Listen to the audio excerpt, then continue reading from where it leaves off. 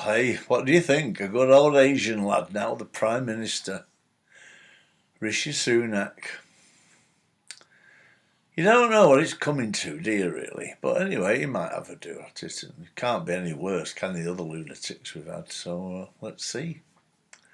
But I'm not sure what he's done with Downing Street. You know, it's looking a bit shoddy now, bit rush home.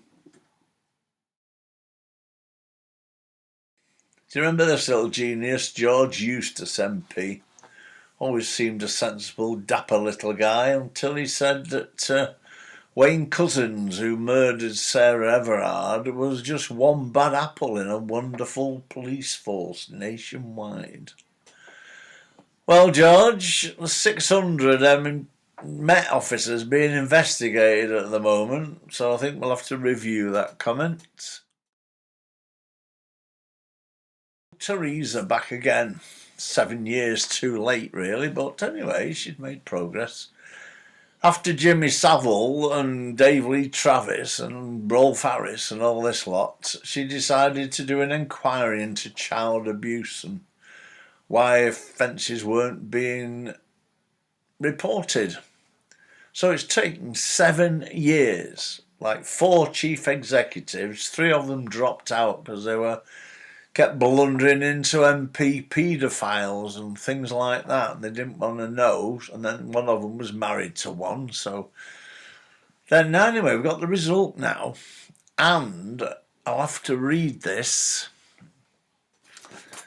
The 3 reports that form the centrepiece are making it mandatory for people who work in regulated activity or in positions of trust to report allegations of child sexual abuse.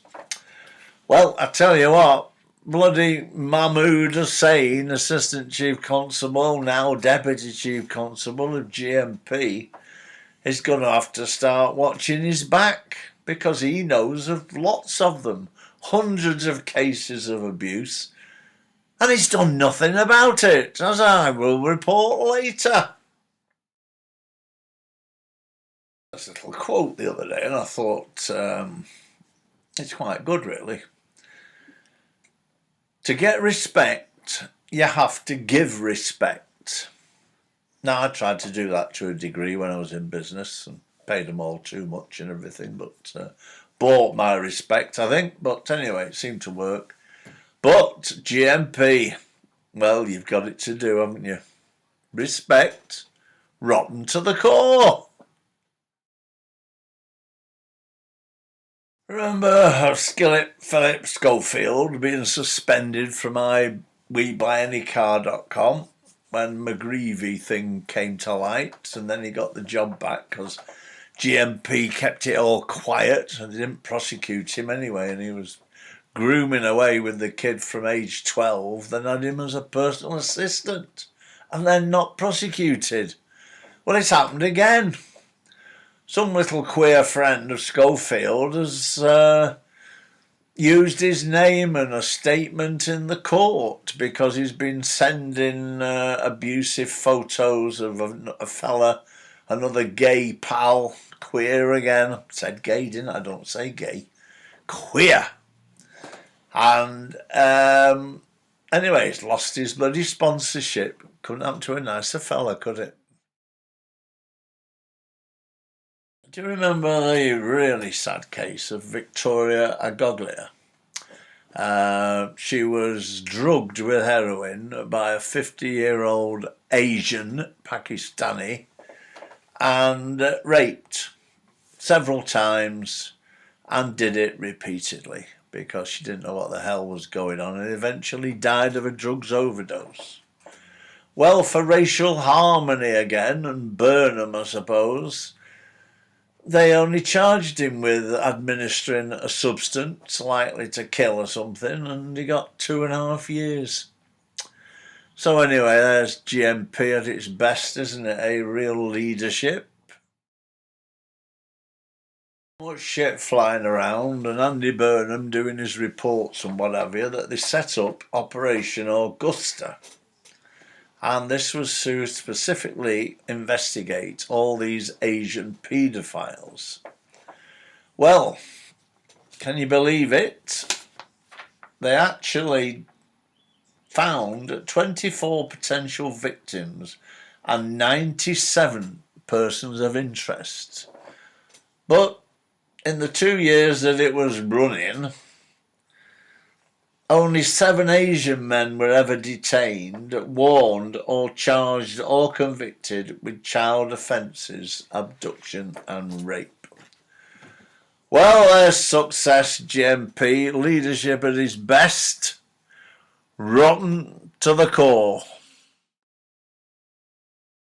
Stop there was too much shit to hide under any carpet, and lo and behold the BBC did a programme exposing all the failings of the care people, the police and everybody else around Rochdale and Oldham.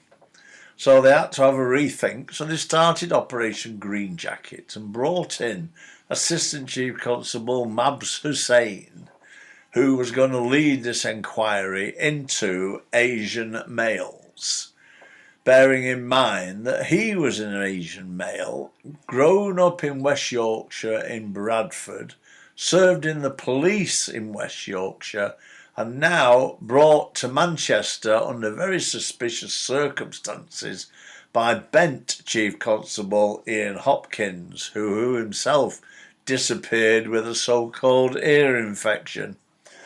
Anyway, there he was. So, lo and behold, very soon, they found 3 suspects. Well, they had 97 to go at from Augusta. So they put it all in the evening news, the good old tame evening news, and how good this was, what a result. 3 men raping, grooming, drugging young girls under 16. And wow, you know, Operation Green Jacket was having major successes. Old Tame Evening News couldn't get enough of this story. It was always in the paper for a bloody week or two. Then suddenly, out of the blue, there's a investigation journalist, Isabel Frodsham, in The Independent, and she interviewed Mabs Hussain and did a very lengthy article, but the crux of it was about how successful he was, obviously, and what a great job they were doing. But senior and very experienced officers have ID'd 480 victims and 650 perpetrators. Of these, 54 individuals have been charged with child sexual exploitation with 120 years of prison. 13 others have been convicted and 10 others are awaiting sentence. Well, fabulous, you might say. But the evening news never picked up the story. Now they pick up everything that's a great story about GMP, because they're trained to do so, and suddenly nothing at all with all this success, which must lead you to believe it didn't happen. So who was lying?